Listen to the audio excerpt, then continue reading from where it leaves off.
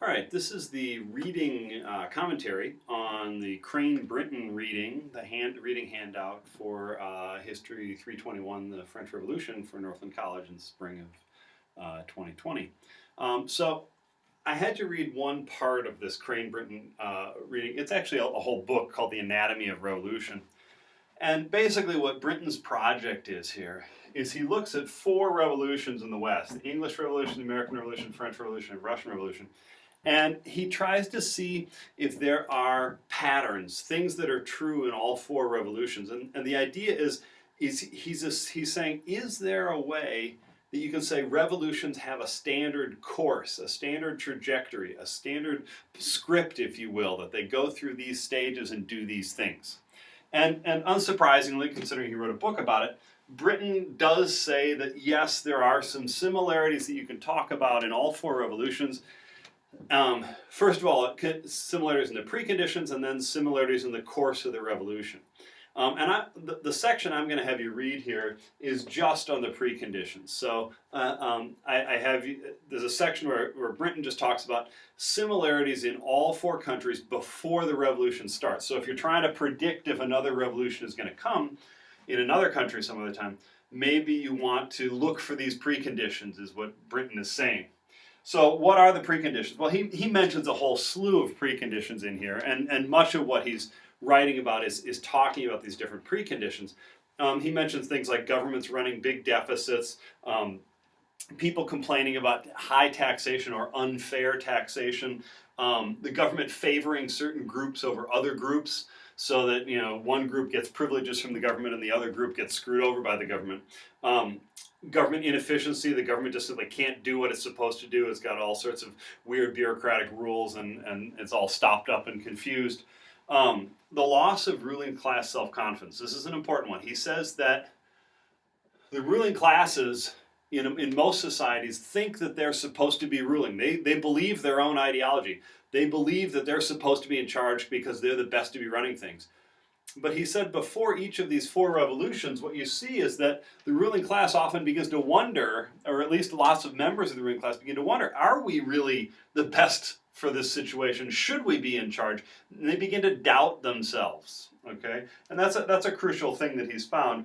Another thing he mentions is the transfer of the allegiance of intellectuals. That basically, in most times and places in Western civilization, intellectuals generally support the government and the existing power structures, and they support the existing society. They don't challenge it too much.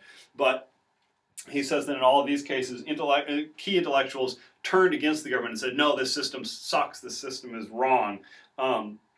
He also talks about increased class antagonisms, that different groups have contempt for each other and hate each other and insult each other and look down on each other.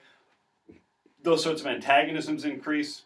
Talks about the closure of career opens to talents, which means that most societies have ways for really talented, smart people to move up from the lower classes to the upper classes, to be successful. This is the American dream, right? Rags to riches. But he says that in all these societies, for various reasons, those paths to success got closed off, so that people couldn't rise up anymore. It didn't matter how talented they weren't going to succeed if they were from the lower classes. And then finally, he talks about the separation of political power from economic power. That basically the rich people in society are not the people who are running the government. And he says that divides the ruling classes. Now, we can discuss on Thursday whether these conditions are good ones. And one interesting side note I should point out is it's kind of fun to every time I do this course, I look at that list and I say, how many of those conditions could you say apply in the United States right now? So you can think about that. So Brinton says these are the preconditions that might lead to a revolution. But what's interesting is that Brinton doesn't really have an explanation for why revolutions should be the same, right? Why should there be a pattern to a revolution? Is it something in human nature that human beings just naturally have this pattern? Brinton uses the metaphor of a disease, like you get the initial symptoms and then you get this crisis of a fever, and then the fever breaks, and then and then everything calms down and gets better.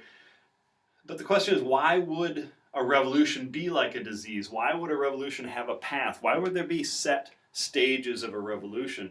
Brinton doesn't offer any explanation for this. He has no sort of theory of human nature. He has no theory of how society operates. He doesn't have an explanation for why this would be the case. He just says he thinks this is the case. And then Brinton does give a course of revolution. He basically says that what happens is that you get an initial crisis and the government basically just collapses. And then usually a group of moderates take over and they seize control, but then the moderates try to start a new society. Everything looks to be going great. It was like a bloodless revolution, but then the moderates get challenged by a group that's more radical. They want bigger changes. They want more radical changes. And then what happens is that the radicals seize control, and you get way more dramatic changes in society. They try to like re-engineer society, and to do that, they often turn to terror and violence and things like that. And then finally, society gets sick of them, and as Brinton says, the fever breaks, and nobody supports the radicals anymore, and then they go back to having the moderates in charge, and moderate changes happen. I should point out that Brinton says that the United States is the only case here that doesn't really have a terror. There were some signs that there might be widespread violence during the American Revolution, but it never happened. And Brinton points out that in the American Revolution, the radicals never took over. Right? In the English Revolution, you had Cromwell and the Roundheads, etc., and the Puritans took over. In the French Revolution, you have the Jacobins and the Mountain take over. In the Russian Revolution, the Bolsheviks take over. And in each case, those groups carry out something like a terror, where they persecute their enemies and try to solidify their power. Didn't happen in the American Revolution. Okay, so that's his course of revolution. But one of the things I want you to ask yourself is, how useful is this? Okay, because historical theory, you only have a historical theory because it helps you to understand history better. It helps you to see things in history that you might not notice. It helps you to sort through all the information and figure out what's important. And so the question is, does this help? And there's a lot of ways that Brinton does help. Looking for preconditions, that might be really helpful in trying to figure out other revolutions. Having a course of revolution might be pretty useful, but without having an explanation for why this would be the case, you really have to wonder if Brinton has a good explanation, or if he simply noticed some stuff and there's other stuff he didn't notice, right? So on that score, Brinton has an incomplete theory. He doesn't really have an explanation for human nature. He doesn't have an explanation for why things happen in history. He's just noticed that some of these things have happened together. One of the ways that Brinton is sort of interesting is if you try to compare this to other revolutions that have happened that Brinton didn't look at, right? These are all Western revolutions, basically from Europe or America, the colonies of Europe. But what if you look at other revolutions? What if you look at the Haitian Revolution? What if you look at the Chinese Revolution? Those are different revolutions, right? And it's possible that if you include more revolutions, maybe some of the things that Brinton says are common turn out not to be common, right? Maybe if you look at 12 revolutions, only these 4 have those things in common. Or in fact, the American doesn't. So maybe if we added 8 more revolutions, maybe they'd all be like the American Revolution without a terror. And you'd start to say, well, these 3 are unusual because they had a terror, right? I will point out that, when I was in college, I read the Brinton book in high school, and then when I was in college, I took a course on comparative peasant revolutions, it was called. And we looked at revolutions in Mozambique and Nicaragua, but also at China. And I decided to see if Brinton's model worked in China. And I could sort of make it work. I could make his stages of revolution happen. I could sort of make a lot of his preconditions work. But to do that, I had to start with the end of the Qing dynasty in 1911, the collapse of the Qing dynasty, the old regime, in 1911. And I had to carry the revolution forward through the Cultural Revolution, which is the 1960s and 70s, till the death of Mao in 1976. So you might ask, well, if the revolution is 66 years long, maybe that's not all one process, right? Maybe that's not what's actually going on in the revolution. Or you might ask, if it does fit here, maybe Brinton needs to redefine what he means by a revolution. Right? So Brinton's theory in the end is interesting It's kind of a neat idea. It gets you thinking, is there a standard plan for a revolution? Do revolutions go in one way? And it gets you thinking, what are the preconditions for revolution? But in the end, I think Brinton's argument is kind of weak in that he often winds up comparing things and sort of saying, yeah, those two things are pretty much the same. I'll say they're the same, when in fact they're pretty different. And revolutions are really complicated things, right? They're really, really complicated. And so often the details don't quite line up. And it's a question of how much you want to sort of shove them into different boxes to make them fit, right? How many round pegs do you want to shove into square holes, right? Or vice versa, square pegs into round holes.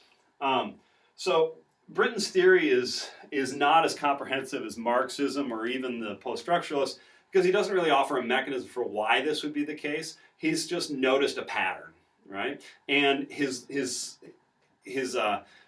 database is pretty small. He's only got 4 revolutions to talk about, and he doesn't really go into any sort of numerical analysis of he says taxation was resented, but he doesn't have any way of analyzing that, other than he's got a few people who said they didn't like taxation. Or he talks about the loss of allegiance to the intellectuals. How you could count that, but it would have to be a much bigger study than what Brinton does. So in the end, Brinton is offering an interesting suggestion. Maybe revolutions have a pattern. Maybe revolutions have a script, a template that they follow for some reason. But he can't really offer an explanation for why. So in the end, it remains kind of an interesting curiosity, something interesting to think about, but it might not be as helpful as some other forms of theory. So this was my little discussion of the Brinton reading. I'll do this for each one of the readings. I will not do it for the Hansen readings, because that's just basically background reading. But I will do it for all the other readings as we go. I'll talk about each one in turn. So for now, we're done with this one.